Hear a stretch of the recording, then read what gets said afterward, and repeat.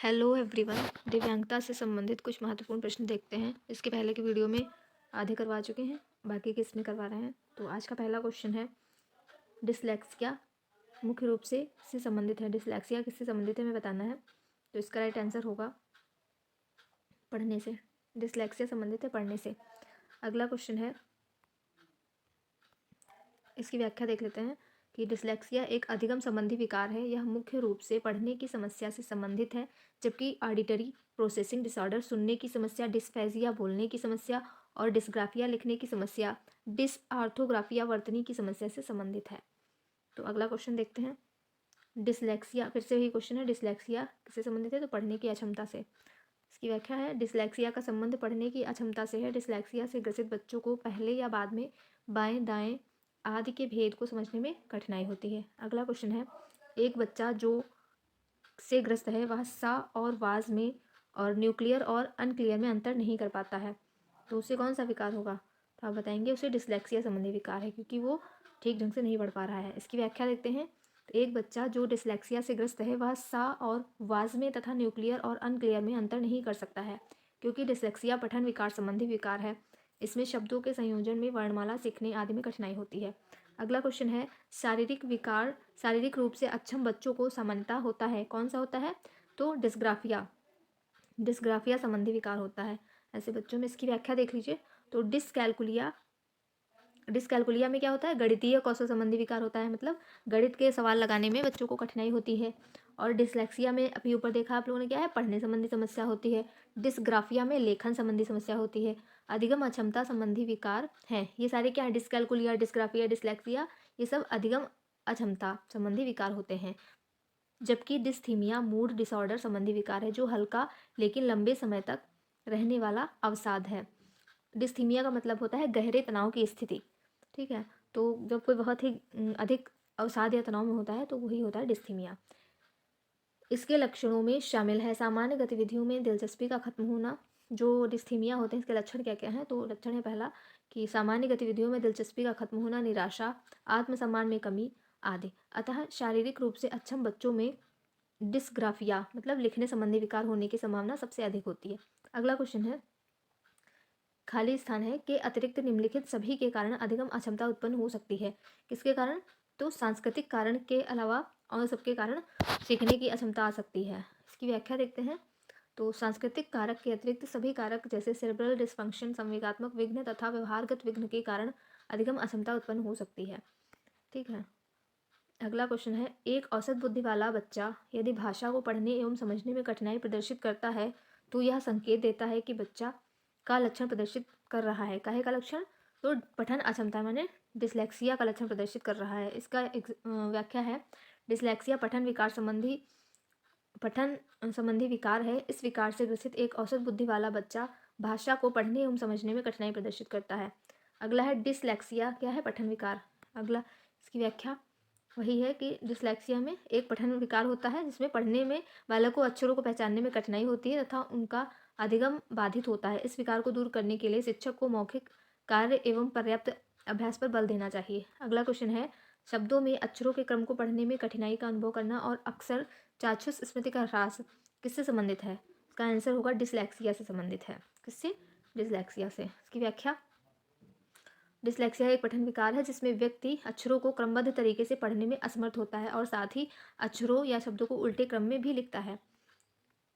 अगला क्वेश्चन है, सीखने संबंधी नियोग्यताएं सामान्यतः, तो इसका आंसर होगा डी, उन बच्चों में पाई जाती हैं विशेषता जिनके पैतृक अभिभावक इस प्रकार की समस्याओं से ग्रसित हैं। ठीक, इसकी व्याख्या देखते हैं, तो सीखने संबंधी नियोग्यताएं वंशानुगत चलने वाली प्रक्रिया होती हैं जो एक पीढ़ी से दूसरी पीढ़ी में चलती जाती हैं।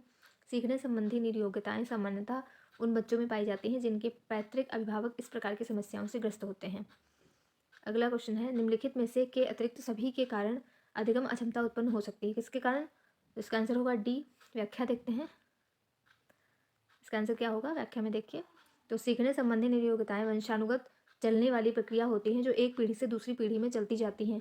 सीखने संबंधी नियोग्यताएं सामान्यतः उन बच्चों में पाई जाती हैं जिनके पैतृक अभिभावक इस प्रकार की समस्याओं से ग्रसित होते हैं। अगला क्वेश्चन है, निम्नलिखित में से के अतिरिक्त सभी कारण अधिगम अक्षमता उत्पन्न हो सकती है। तो इसका आंसर होगा डी, शिक्षक की शिक्षण शैली। व्याख्या, तो शिक्षक की शिक्षण शैली के अतिरिक्त सभी के कारण अधिगम अक्षमता उत्पन्न हो सकती है, अर्थात अधिगम अक्षमता निम्न कारणों से हो सकती है। कौन से कारण है? जैसे जन्म से पहले माँ द्वारा मदिरा या नशीली दवाओं का सेवन, मंदबुद्धिता, शैशव काल के समय दिमागी बुखार आदि। अगला क्वेश्चन है, गतिक गतिक कौशलों में अधिगम निर्योग्यता कहलाती है, क्या कहलाती है? डिस्प्रैक्सिया कहलाती है। इसकी व्याख्या देखते हैं। तो गतिक कौशलों में अधिगम निर्योग्यता डिस्प्रैक्सिया कहलाती है। यह एक विकार है, इसमें बच्चे गति एवं समय में सामंजस्य स्थापित नहीं कर पाते। यही कारण है कि वे अपनी ओर तेजी से आती हुई गेंद को पकड़ नहीं पाते। जबकि डिस्फेजिया भाषा विकार, डिस्कैल्कुलिया गणना विकार और डिसलेक्सिया पठन विकार से संबंधित है। अगला है, विकृत लिखावट से संबंधित लिखने की योग्यता में कमी किसका लक्षण है? तो डिस्ग्राफिया। ठीक, इसकी व्याख्या, तो डिस्ग्राफिया विकृत लिखावट से संबंधित है। मतलब डिस्ग्राफिया में क्या होता है? लिखने संबंधी समस्या होती है, तो लिखने की योग्यता में कमी को प्रकट करता है। जबकि डिस्प्रैक्सिया समन्वय विकार है और डिस्कैल्कुलिया गणना विकार और डिसलेक्सिया पठन विकार है। अगला क्वेश्चन, अधिगम अक्षमता का कारण होता है। राइट आंसर होगा डी, विकास संबंधी समस्याएं। व्याख्या देखते हैं। विकास संबंधी समस्याओं के कारण भी अधिगम अक्षमता होने की संभावना अधिक होती है। अधिगम अक्षमता सामान्यतः केंद्रीय तंत्रिका तंत्र के सुचारू रूप से कार्य न करने के कारण उत्पन्न होती है। अधिगम अक्षमता के अंतर्गत वाक, भाषा, पठन, लेखन एवं अंकगणितीय प्रक्रियाओं में से एक या अधिक विकृति को शामिल किया जाता है। अगला क्वेश्चन है, मौलिक गणितीय संक्रियाओं को करने में मौलिक गणितीय क्रियाओं को करने में असमर्थता द्वारा पहचाने वाले विकार को क्या कहते हैं? डिस्कैल्कुलिया कहते हैं। डिस्कैल्कुलिया में क्या होता है? गणना संबंधी विकार होता है। तो व्याख्या देखते हैं। तो मौलिक गणितीय संक्रियाओं को करने में असमर्थता द्वारा पहचाने जाने वाले विकार का नाम डिस्कैल्कुलिया है। डिस्कैल्कुलिया पद का प्रयोग गणितीय कौशल अक्षमता के लिए किया जाता है। इसके अंतर्गत अंकों, संख्याओं के अर्थ समझने की अयोग्यता से लेकर अंकगणितीय समस्याओं के समाधान में सूत्रों एवं सिद्धांतों के प्रयोग की अयोग्यता तक सभी प्रकार के गणितीय कौशल अक्षमता शामिल हैं। अगला क्वेश्चन है, भाषा अवबोधन से संबंध विकार है। भाषा अवबोधन से संबद्ध विकार है। राइट आंसर होगा भाषाघात, जिसे अफेजिया कहते हैं। इसकी व्याख्या देखते हैं। भाषा अवबोधन से संबद्ध विकार है भाषाघात, और भाषाघात को क्या कहते हैं? अफेजिया। मस्तिष्क का एक ऐसा विकार है जिसमें व्यक्ति के बोलने, लिखने तथा बोले और लिखे हुए शब्दों को समझाने या प्रकट करने में अनियमितता, अस्पष्टता एवं स्थायी विकार उत्पन्न हो जाता है। फिर आगे है, अधिगम अक्षम बालक की आवश्यकताएं एवं पहचान। तो देखते हैं। अगला पहला क्वेश्चन है, इसमें छोटे शिक्षार्थियों में निम्नलिखित में से कौन सा लक्षण पठन कठिनाई का नहीं है? तो इसका आंसर होगा शब्दों और विचारों को समझने में कठिनाई। ठीक, इसकी व्याख्या देखते हैं। तो छोटे शिक्षार्थियों के पठन के लिए यह कठिनाई नहीं है कि वे शब्दों और विचारों को समझने में कठिनाई का अनुभव करते हैं।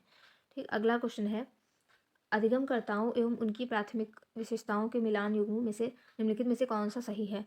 राइट आंसर होगा पठन अक्षमता, अधिगमकर्ता, धारा प्रवाह पढ़ने एवं लिखने में कमी। ठीक, अगला इसकी व्याख्या देखते हैं। अधिगमकर्ताओं एवं उनकी प्राथमिक विशेषताओं के मिलान युग्मों में पहला युग्म सही है। क्या है? पठन अक्षमता, अधिगमकर्ता द्वारा धारा प्रवाह पढ़ने में कमी, पढ़ने लिखने में कमी। अन्य तीनों मिलान युग्म इस प्रकार होंगे। सृजनात्मक अधिगमकर्ता, उच्च अवप्रेरणा, लंबे समय तक अवधान बनाए रख सकते हैं। अवधान की कमी अधिगमकर्ता, अति सक्रिय कार्य को पूरा करने में धीमे।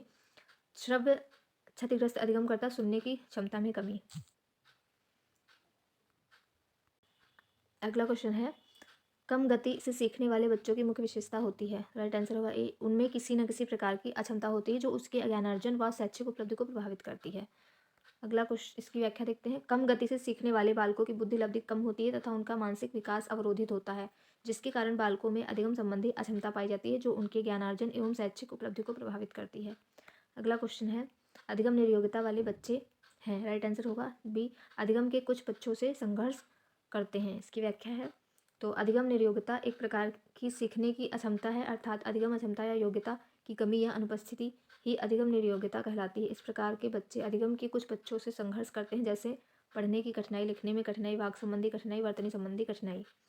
अगला क्वेश्चन है, अधिगम अशक्तता वाले, इसका आंसर होगा ए, अधिगम अशक्तता वाले बच्चे कौन से हैं? जो बच्चों को एक समान दिखाई देने वाले अक्षरों और वर्णों में भ्रम होता है। अधिगम अशक्तता मतलब वो होते हैं बच्चे जिन बच्चों को एक समान दिखाई देने वाले दो वर्णों और दो अक्षरों को समझने में भ्रम होता है।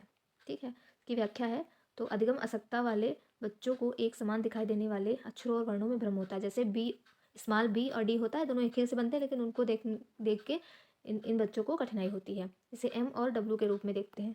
ठीक, तो ये थे आज के कुछ महत्वपूर्ण प्रश्न दिव्यांगता से संबंधित थे जो कि, तो इस वीडियो में इतना ही। आगे के वीडियो में और क्वेश्चन देखेंगे। तक के लिए थैंक यू।